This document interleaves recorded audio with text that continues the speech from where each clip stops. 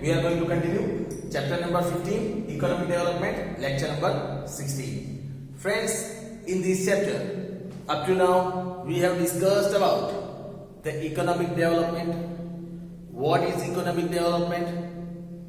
Friends, we discussed how this economic development is important for the country. When we were discussing about this economic development, we discussed about the three important indicators that are important to measure this economic development. First is the national income of the country, second per capita income, and third is the standard of living. Friends, repeating again and again the same thing what we have covered from the first lecture up to today. This makes your grasping power more powerful. You can easily understand what happened from the beginning up to the end of the chapter. We also discussed about the difference between economic growth and economic development. Economic growth, that means when we looked a difference between these both the things, economic growth and economic development. For a common layman, if we talk about a layman, these both the things looks same, but there is difference between economic growth and economic development. We understood with several examples that if there is any change, if there is increase in the quantitative aspect, then it is considered economic growth. Quantitative aspect, that means increase in the national income or the per capita income, that can be easily measured, and that is why it is known as quantitative aspect. If there is increase in the quantitative aspect, then it is considered as economic growth. But if there is increment in the quality of the people, that is the standard of living, the third indicator, then we can say it is quite difficult to measure the quality of the people, that is the standard of life. And that is why we can say if there is increment in the quality of the people, quality of life of the people, standard living of people, then we can consider as economic development in that country. Friends, we learned several examples about this difference between economic growth and economic development. Through that we can conclude that each and every country aims at economic development, not economic growth, because they think about overall performance. They think about giving a proper standard of life to the people, and their ultimate goal is to achieve economic development and give the proper standard of life to its people. Friends, we discussed about the features of developing economy. We discussed several features of the developing countries like less per capita income. In such countries, the per capita income remains low. Population growth, we discussed that more than 2% or more is the ratio of population growth in this type of countries. We learned dependence on agriculture. Most of these countries are dependent on agriculture or primary sector for their survival, for their income, and that is why the income of these countries remains low. We discussed about unemployment. In such type of country, more than 3% of people are found unemployed. We discussed about poverty as an important characteristics, in which 1/3 of the total population lives in the state of poverty. We discussed about the unequal distribution of income, in which more than 40% of our national income is shared by the 20% of the richest people, while on the other side, the 20% of the poorest family share only 10% of the national income of our country. We also discussed about improper infrastructure facilities.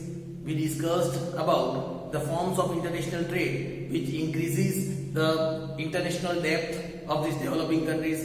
After that, we discussed about the sectors, primary sector, secondary sector, service sector, in which we discussed that any activity done that is related to agriculture or agro products, minerals, these all are considered as primary sector. Here the income remain low. Secondary sector or industry, we can say all the manufacturing is done in secondary sector. Manufacturing from a small beam to genetic machine, each each and everything is done in this secondary sector. And third, we discuss about the service sector. Whichever activity is done to provide service, that all are included in the service sector, like education, entertainment, tourism, transportation, communication. These all are considered in service sector. Here the income remains very high. Friends, we also discussed about the factors of production. Land, capital, labor and entrepreneurship are the four factors of production. Friends, we discussed about the market system, socialist system and mixed economy in our previous lecture, in which we discussed about the market system. Here the individual, the citizens as well as the businessmen are free to take any type of economic decision about pricing and production. Here there is no restriction from the government, there is no interference of the government. Competition plays a very major role in market system. Profit is always at the center of this market system. So this system is also known as capitalist system. We also discussed about socialist system, which is totally opposite of this market system. Socialist system was originated due to the limitations of market system. We discussed that socialist system, here the production is done, each and every production is owned by the state, that is the government. Here the production, the economic decisions are taken on the basis of the needs of the society. Here social welfare is at the center, not the profit. And that is why the wastage of the resources is not done. The production of luxurious item is stopped, and instead of that, the government encourages the production of the need of the society by giving them concessions in the form of subsidies and all that. So friend, we understood about the socialist system as well. Then we discussed about the mixed economy, in which we discussed that to overcome the limitations of socialist system and market system, mixed economy was introduced, in which the private sector and the public sector both coexist. They work as contemporary to each other, not competitors. And due to that, here there are certain controls and restrictions by the government. Friends, we discussed over here that here government gives certain concessions to all the people, to the private sectors. Friends, here we can also see some private sectors in agriculture, trade, some important small necessity productions, while on the other side, like railways, road, such type of are in the hand of government. They are owned by the government, known as the public sector. So friends, we discussed about all this. Today the topic that we are going to cover, let us start with the benefits of the mixed economy. Benefits of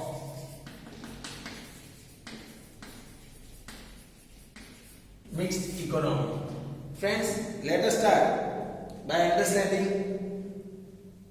the benefits of mixed economy.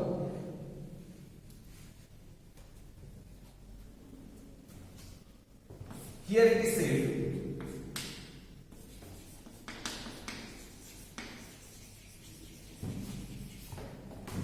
mixed economy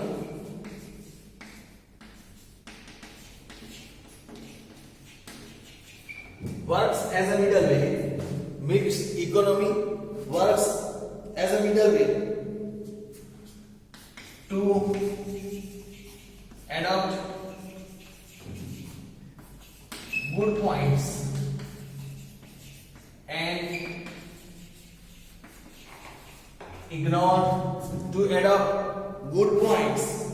and ignore bad points of both market system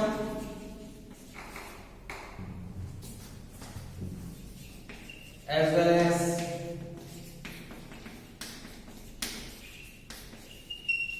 socialist system. Friends, here you can clearly understand that why this mixed economy works as a middle way. It is working as a middle way. Why? To adopt good points mixed economy is adopting good points from socialist system and market system. Whatever good points are there in market system and socialist system, they are adopted in the mixed economy, and they ignore the negative points, they ignore the limitations.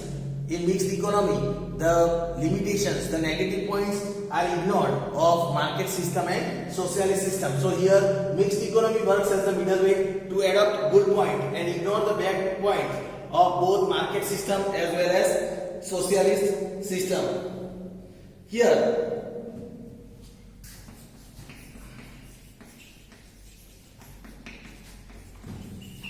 the public sector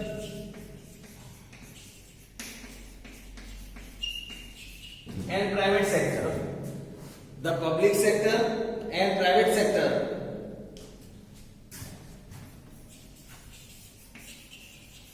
together enjoy. They both of them, public sector as well as private sector, they together enjoy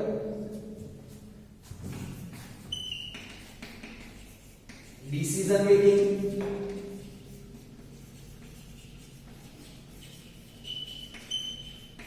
management, decision making. They both enjoy decision making, management. Then we can also consider an ownership of business units.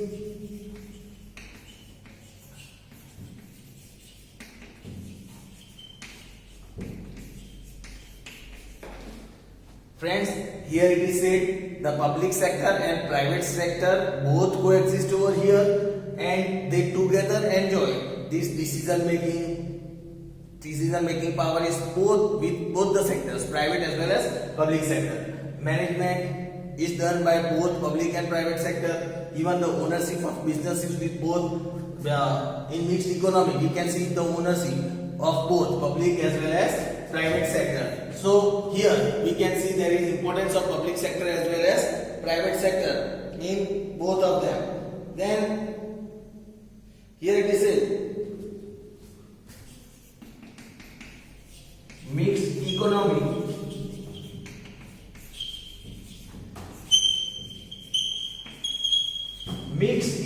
is totally free. When we are talking about mixed economy, here it is said that mixed economy is totally free from major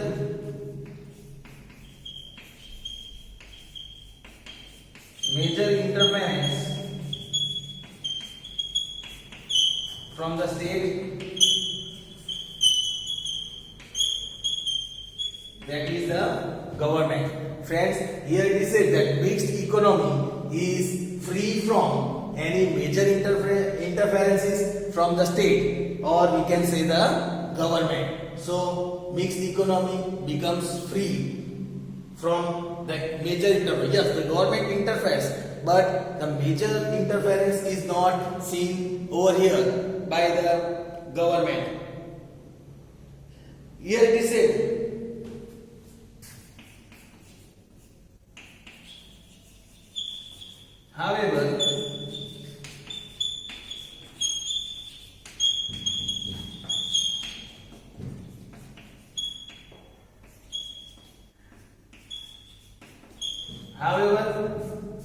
however, due to government's intervention in various important sectors,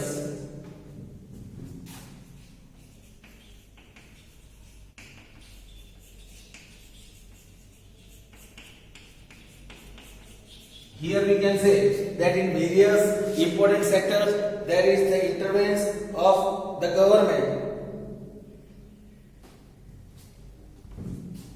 The evil of monopoly, profiteering, evil of monopoly, profiteering,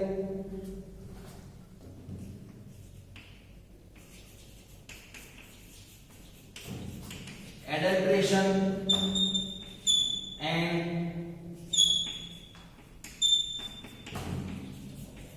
duplicate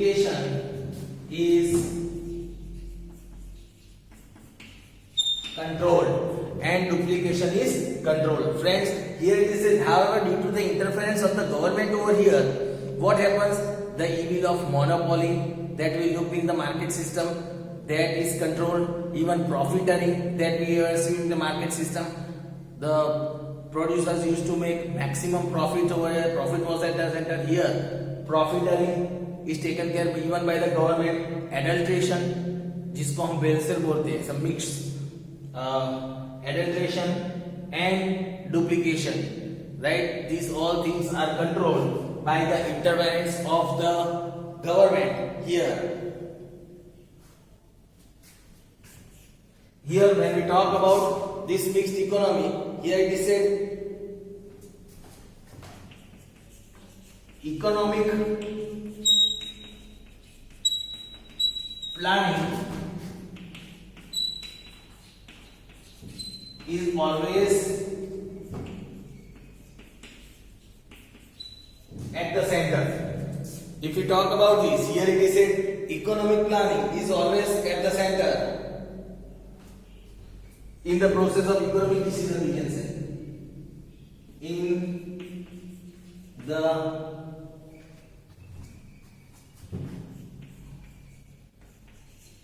process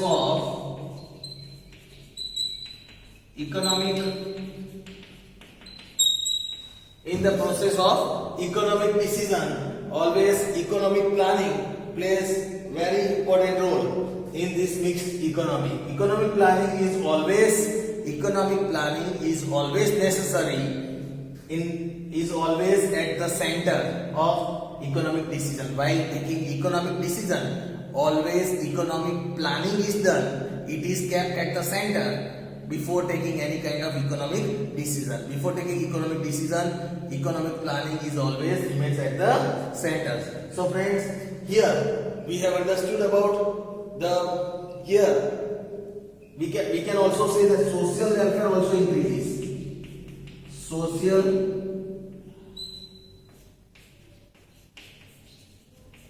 welfare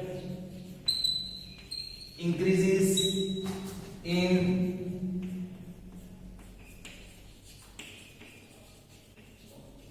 mixed economy. Social welfare increases in mixed economy, right? So here, friends, you might have understood about the benefits of mixed economy. Let us cover here about the mixed economy works as a middleway to adopt good points and ignore the bad points of both market system as well as socialist system. The public sector and private sector here, they together enjoys decision making, management, ownership of business units, etc. Here, when we are talking about mixed economy, it is totally free from any major interference from the state. Here, when we see that there is the public sector and private sector, when both are enjoying to take important decision related to production and pricing, they are easily doing the management by coordination of each other. Here, a complete coordination between private sector and public sector are clearly seen. Here, the coordination between public sector and private sector is clearly seen. Ownership of business units, even the ownership is seen of business units. There are some businesses that are owned by the government, as we discussed that railway, the ownership of railway is with the government. While we talk about some private trade business or farming that is owned by individual farmer, then that is private owner. And or if we talk about railway, the owner is government, that is of public sector. So even the ownership of business in the countries, as we discussed, that India follow mixed economy in the previous part. So if we are talking that India is following the mixed economy, we can see in India the ownership of the individual owner also we can see over here in India, and we can also see some of the businesses that are owned by the government. There are some of the ownership units that are owned by the government. So friends, mixed economy is free from any major interference. Obviously the government do not do the major interference. They will not, until why and then they come again and again and interfere in your business. But yes, obviously there is something or the other control by the government, and due to that lots of positive things are happening, like the evil of monopoly that we see in the market system is avoided, profit earning is reduced, even adulteration that is harmful for our health, that is stopped. Along with it, even duplication of things is also controlled. So these all things can be controlled. Here economic planning is always at the center of taking any economic decision. Before taking any kind of economic decision, economic planning is always done. And here social welfare remains at the center instead of profit earning. So social welfare increases in mixed economy. Even social welfare increases in this mixed economy. So friends, you might have understood about the mixed economy. Thank you.